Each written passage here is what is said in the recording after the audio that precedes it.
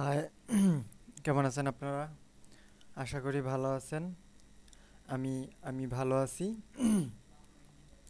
আমি আশিক আছি আপনাদের সাথে অ্যাডোবি ইলাস্ট্রেটর CS6 এর ভিডিও টিউটোরিয়াল নিয়ে।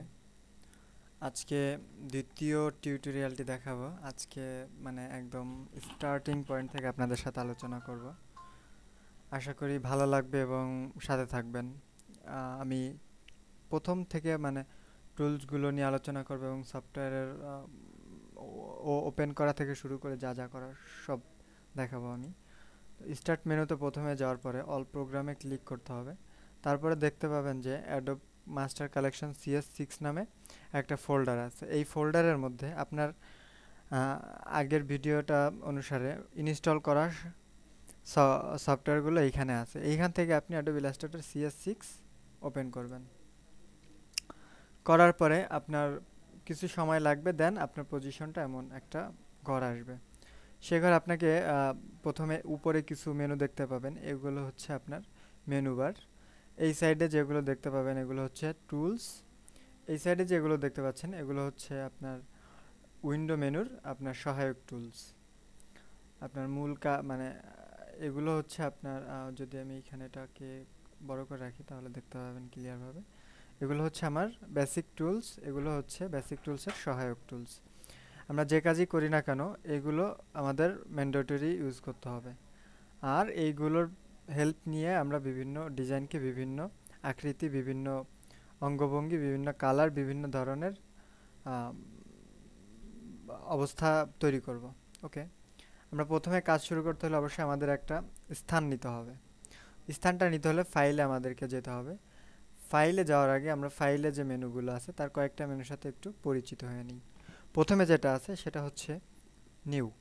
নিউটা হচ্ছে আপনি যখন একটা নতুন কাজ করবেন, নতুন কাজ শুরু করার পূর্বে অবশ্যই আমরা যে কোনো কাজ করি না কেন, আমরা যদি একটা পরীক্ষার খাতা বা যে কোনো স্থানে আমরা যদি একটা খাতায় কিছু লিখতে চাই, অবশ্যই আমাদের একটা ফ্রেশ কাগজ নেই, আমরা একটা ফ্রেশ পেজে যে আমরা লেখালেখি বা আঁকাঝোঁকা যাই হোক শুরু করি।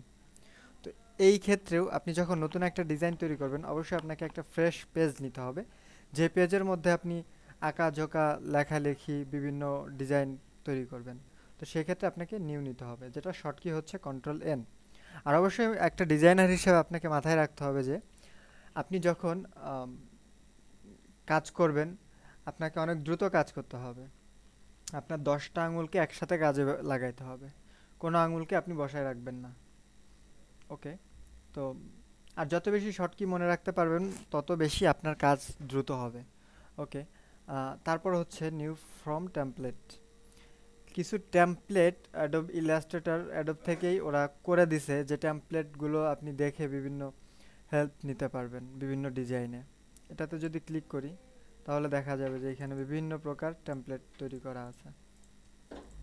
এই টেমপ্লেট দেখে আপনি বিভিন্ন ডিজাইন প্ল্যান নিতে পারেন, সহায়ক যেটাকে বলে আইডিয়া নিতে পারেন।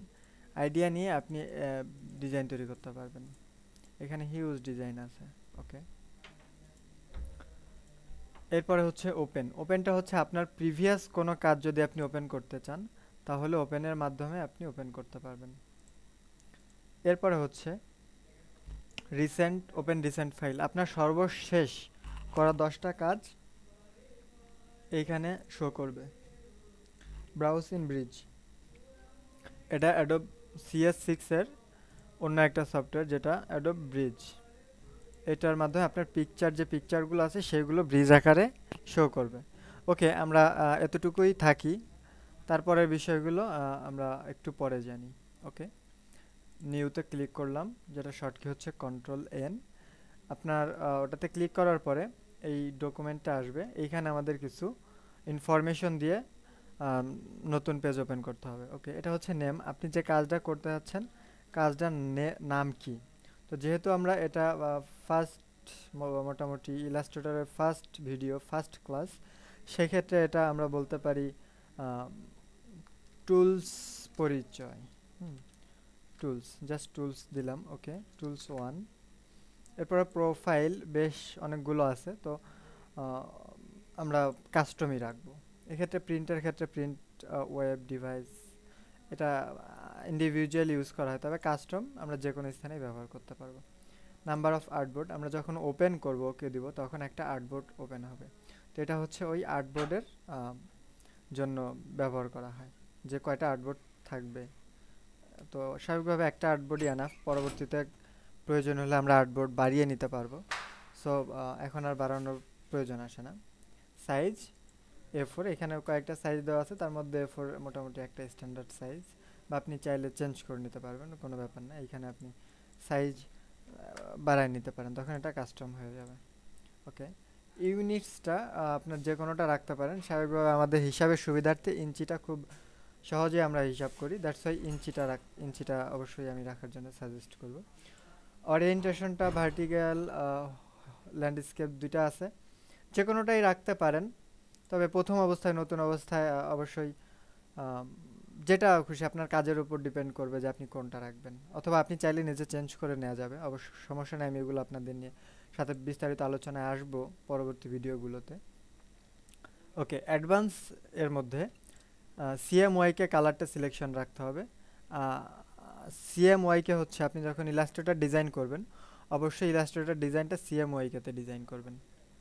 সিএমওয়াইকের মিনিং হচ্ছে সায়ান, ম্যাজেন্ডা, ইয়েলো, কেই। কে মিনস হচ্ছে ব্ল্যাক। সো এই চারটা কালার নিয়ে ইলাস্ট্রেটর ডিজাইনগুলো করা হয় স্বাভাবিকভাবেই। তো এই চারটা কালার সিলেক্ট রাখতে হবে। RGB হচ্ছে আপনার 3 কালার, রেড, গ্রিন, ব্লু। এটা স্বাভাবিকভাবে ইমেজ এডিটিংয়ের কাজে আমরা ব্যবহার করি। ওকে, রাস্টার ইফেক্ট অবভিয়াসলি হাই রাখবেন, আর প্রিভিউ মোড ডিফল্ট, অথবা পিকজেল দিতে পারেন, ডিফল্ট ইজ বেটার।